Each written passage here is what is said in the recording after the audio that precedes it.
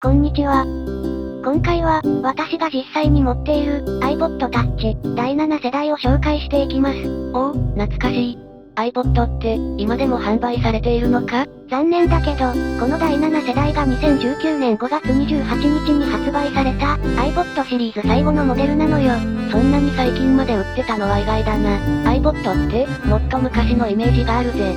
確かに、初代 iPod は2001年に登場して、クラシック、ナノ、シャックル、そしてタッチと、様々なモデルが発売されたわ。でも、2022年5月に Apple が iPod Touch の販売を終了して、iPod シリーズは幕を閉じたの。それで、タッチは SIM を挿すことができないけど、iPhone のようにネットに繋がってアプリも入るのよ。小型で SIM 非対応の iPhone という感じなんだな。販売終了ってことはそこまで需要がなかったのかもしれないな。今はスマホで普通に音楽が聴けてしまうからな。それはそうなんだけど、サイズが4インチで重量が 88g だからスマホと比べて超小さいのよ。サイズが小さくて軽いというのは、スマホより音楽に特化しているという感じがするな。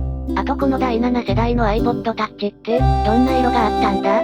カラーは全部で6色で、スペースグレー、シルバー、ゴールド、ピンク、ブルー、そしてプロダクトレッドがあったの。それで、私が持っているのはスペースグレーよ。おお、シックでかっこいいな。私もこの色のラインナップの中だと、スペースグレーが一番好みね。というわけで、次は iPod Touch 第7世代のスペックを詳しく見ていくわ。iPod だし、スペックはそんなに高くないイメージがあるな。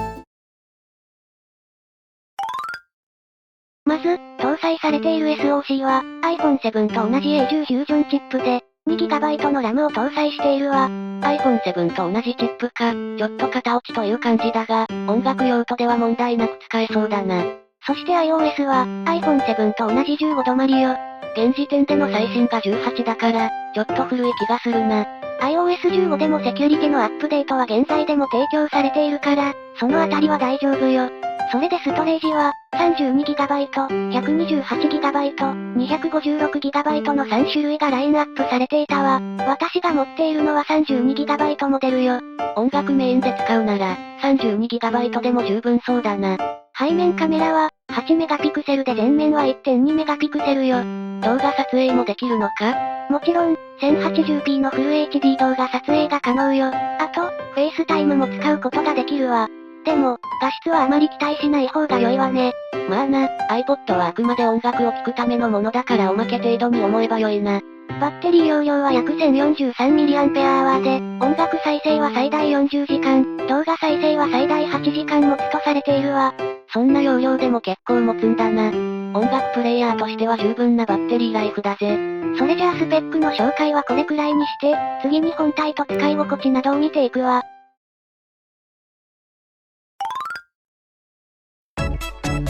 まずは、本体から見ていくわ。本体上部には、電源ボタンがあります。iPhone だと電源ボタンは右側にあるよな。そして、左側面には音量ボタン、下部にはイヤホンジャック、ライトニング端子、スピーカーがあります。イヤホンジャックがあるのは良いな。iPhone でイヤホンジャックがあったのは 6S までだったよな。最近のスマホはハイエンドを中心にイヤホンジャックがなくなりつつあるのが残念だな。やっぱりワイヤレスがあるからなくても良いという感じなのかもしれないけど、イヤホンジャックは個人的には欲しいわね。あと、本体正面にはインカメラと物理式のホームボタンがあります。確か、iPhone だと感圧式だったが、これは物理式なんだな。そうだね。ちなみに iPod は指紋認証も搭載していないよ。最後に、背面にはカメラと Apple と iPod のロゴがあるわ。デザインはシンプルで余計なところがなくて良いな。それでは、実際に本体を触ってみるわ。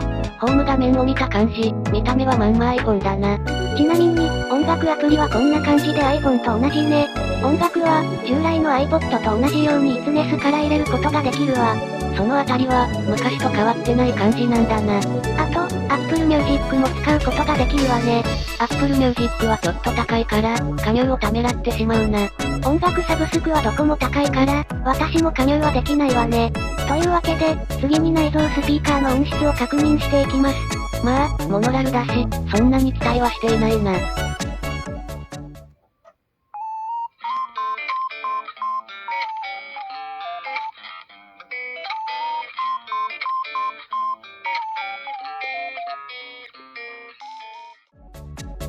やっぱり音質は良くも悪くもといった感じかしらね。まあ、イヤホンとか使うのが前提だろうし、内蔵スピーカーはそこまで音質が良くなくても十分だろうな。あと、これがカメラで撮った写真よ。やっぱり、画質はあまりよろしくないな。次に、バッテリー持ちのテストをしていきます。容量は 1043mAh で少ないから、どのくらい持つか気になるな。まずは、この条件で検証していきます。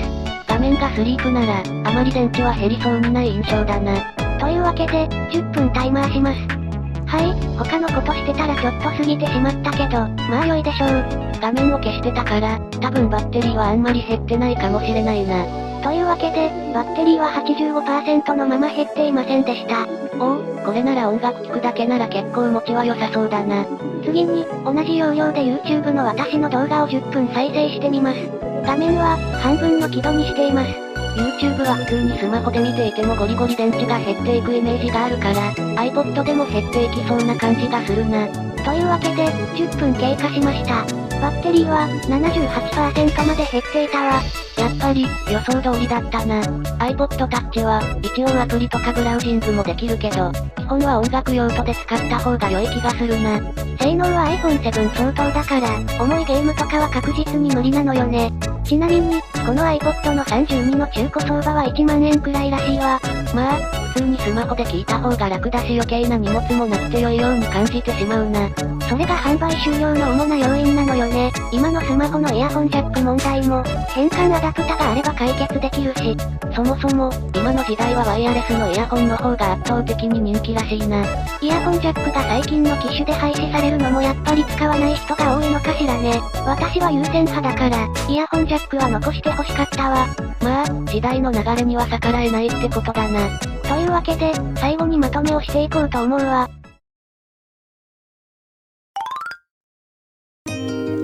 まずは、今回のメリットから紹介していくわね。一つ目のメリットは、なんといっても薄くて軽くて持ちやすいところね。個人的には、これが iPod の最大のメリットだと思うな。スマホを音楽プレイヤーとして使うと、どうしても重いとか大きくて持ちづらいということになってしまうからな。二つ目のメリットは、やっぱりイヤホンジャックがついていることね。最近のスマホだと省かれつつあるから、やっぱり変換ケーブルを返さずにさせるのは良いよな。メリットはこれぐらいしか思いつかなかったから、次にデメリットを説明します。いや、今回紹介したメリット少ないな。思いつかなかったんだから、仕方ないわ。というわけで、一つ目のデメリットはすでに OS のアップデートが終了していることかしらね。iOS15 だとすでに対応しないアプリも増えてきているらしいから、注意が必要だな。二つ目のデメリットは、中古相場が高いことね。確か、iPhone 7の中古相場が7000円くらいだからそれよりちょっと高いんだよな。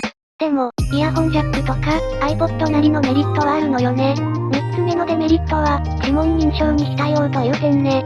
指紋が使えないと、ロック解除に毎回パスコードを入れないといけないから、面倒そうだな。というわけで、デメリットの説明はこれぐらいにして、今回のおさらいをしていくわ。まず、2019年発売だけど、性能は iPhone 7の2016年相当なのが注意ね。このあたりは、当時の最新を小型にすることが難しかったのかもしれないな。